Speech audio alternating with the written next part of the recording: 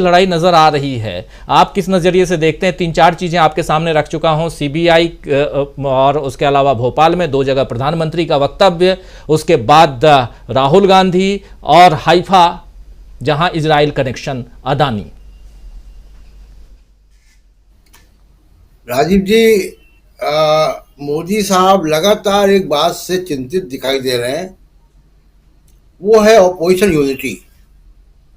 और opposition unity को लेकर वो चिंतित हैं, बार बार वो बात कर रहे हैं। आज सीबीआई के अफसरों से जब वो बात कर रहे थे तो यही बात सामने आ रही थी कि किसी से डरना नहीं है। मैं उन बेचारे सीबीआई अफसरों की तरफ देख रहा था जो बड़े बेमन से ताली बजा रहे थे वहां पे, कि क्या वो शुभेंदु अधिकारी क्या जा सकते हैं, क्या वो हेमंत बिस्वा शर्मा क्या जा सकते हैं, क्या वो अडानी साहब क्या जा सकते हैं। मोदी साहब ने अगर कहा कि डरना नहीं है, क्या वो महाराष्ट्र के मुख्यमंत्री सिंधिया जा सकते हैं? नहीं जा सकते। वो उनके यहाँ भी नहीं जा सकते जिनको 40% का मुख्यमंत्री कहा जा रहा है कर्नाटक के। तो ये केवल और केवल विपक्ष को टारगेट करने के लिए आप इस्तेमाल कर रहे हैं। अच्छा, और आपको लग रहा है कि सिर्फ उन्हीं की आवाज दुनिया, ईबीआई के अधिकारियों के ऊपर अभी पहले वॉशिंग मशीन लेके खड़ी हुई थी। दुनिया जान रही है कि ये वॉशिंग मशीन है। ये इनकी हिम्मत नहीं है। बीजेपी के एमएलए क्या भी नहीं जा सकते हैं, सीबीआई के अफसर, बाकी तो बहुत लोगों को छोड़ दिए। तो ये तो मोदी साहब ना सीबीआई को लेकर चला रहे हैं, लेकिन दुनिया जानती है कि सीबीआई ईडी का मतलब क्या है, इनकम टैक्स का मतलब क्या है।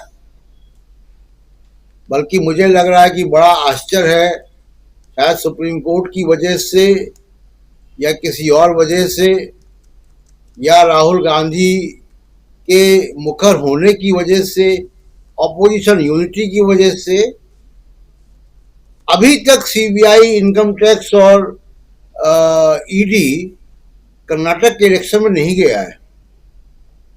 अभी ऐसी कोई खबरें नहीं आई हैं। मुझे तो लग रहा था कि ब्रांच खुल जाएगी वहां पे, तो कहीं दबाव है काफी इनके ऊपर। जहां तक अडानी जी का सवाल है, देखिए कितना भी कोशिश कर लें, अडानी जी को खबरों से बाहर करने की जितना भी कोशिश कर लें, अडानी जी जोर लगाते हैं कि वो खबरों में रहें। आज जैसा आपने बताया कि उनके शेयर्स गिरे, और शेयर्स क्यों गिरे? उसी खबर की वजह से गिरे जो आपने बताया, कि जो इजराइल के यहाँ पे पूर्व राजदूत थे रॉन मालिक, तो उनके अब उनको एग्जीक्यूटिव चेयरमैन बना दिया गया हाइफा पोर्ट का। अभी ये मामला प्रकाश में आया ही था कि चीन की एक कंपनी के साथ पार्टनरशिप है। वो चीन की कंपनी के साथ जो पार्टनरशिप है, वो उसके ऊपर यूनाइटेड नेशन सिक्योरिटी काउंसिल का अंकुश है उसकी, कि उसने नॉर्थ कोरिया के साथ यूनाइटेड नेशन सिक्योरिटी काउंसिल के सैंक्शंस के बावजूद ट्रेडिंग की। उनके साथ अडानी जी के बिजनेस संबंध हैं, ये हिंडनबर्ग रिपोर्ट में आया है।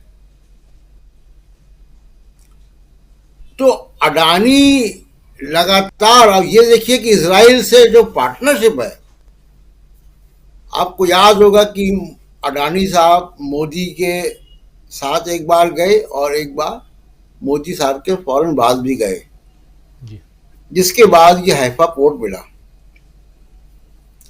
अब अगर इजराइल के साथ जो पार्टनरशिप है, आप देखिए कि वो पार्टनरशिप क्या है। हमारे यहाँ पेगासस आता है, पेगासस इजराइल से आता है, एनएसओ कंपनी का, जिसके जिसके जरिए राहुल गांधी और पत्रकारों और दूसरे और नेताओं की और जजेस की भी जासूसी हो रही थी। ये गंभीर आरोप लगा। चुनाव मैनेज करने वाली फर्म जिसके ऊपर आपने एक शो किया था, टीम जॉर्ज, वो इजराइल की। सेना के लिए अडानी साहब ड्रोन बना रहे हैं, वो भी इजराइल की कंपनी के साथ मिलके, एल्बिट सिस्टम के साथ मिलके। और अब पूर्व एम्बेसडर जो कश्मीर फाइल्स को की आलोचना करने वाले नाडेव लेपेड के खिलाफ उन्होंने, मुझे याद है कि लंबा थ्रेड ट्वीट्स का चलाया था। अब वो वापस चले गए और उनको एग्जीक्यूटिव चेयरमैन बना दिया गया। तो आप ये देखिए कि पेगासस के बाद आप देखिए कि team George, drone, Adani company एक बार फिर, और अब ये हाइफा पोर्ट और इजराइल के एम्बेसडर।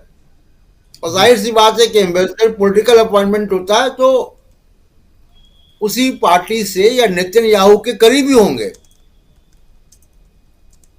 तो और नेतन्याहू वही काम कर रहे हैं जो सुप्रीम कोर्ट के लिए यहां पे करने की कोशिशें हो रही हैं, जो किरण रिजिजू बयान दे चुके हैं। तो ये जो सर्किल है, ये सर्किल साफ साफ दिख रहा है। इसमें किसी को कोई साजिश करने की जरूरत नहीं है, कोई बहुत इन्वेस्टिगेट करने की भी जरूरत नहीं है। ये तो पब्लिक डोमेन में सब बातें हैं जो दिख रहा है। अब इसको कहां तक बचाएंगे? इस कम्युनिकेशन के दौर में मोदी साहब कहां तक बचाएंगे?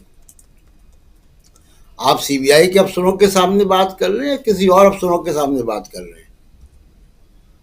तो ये लगातार मोदी साहब जो है, और जैसा मैं पहले कह चुका हूं कि इन सब वजह से अचानक इन्होंने पटरी बदली है और वो हिंदू मुसलमान पर चले गए हैं जी। तो आगे आने वाली राजनीति में यही संकेत मिलेगा कि वो वापस हिंदू मुसलमान के अपने नैरेटिव में जाएंगे। जैसा अमित शाह बयान दे रहे हैं, उस तरीके के बयान आएंगे और जगह ये सब चीजें होंगी। लेकिन अडानी से पिंड छूटता हुआ नहीं दिख रहा है। जी, कुल मिलाकर के बात अडानी पे ही टिक जा रही है, अडानी से पिंड छूटता हुआ नहीं दिख रहा है। और राहुल